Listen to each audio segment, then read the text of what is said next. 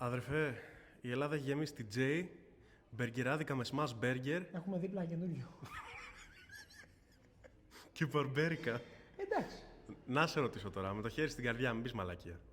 Ένα παιδί που ανοίγει, όπως και εκείνης και εσύ από το μηδέν, ένα μπαρμπέρικο, μπορείς να το βοηθήσεις να βγάλει λεφτά με καλύτερη συμβουλευτική?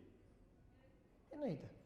Άρα τι, μπορεί να έρθει ένας μπαρμπέρης που κουρεύει σπίτι και θέλει να ανοίξει μαγαζί και θα τον καθοδηγήσει σε όλο το business plan? Μα ήδη συμβαίνει αυτό. Πολλές το κάνεις.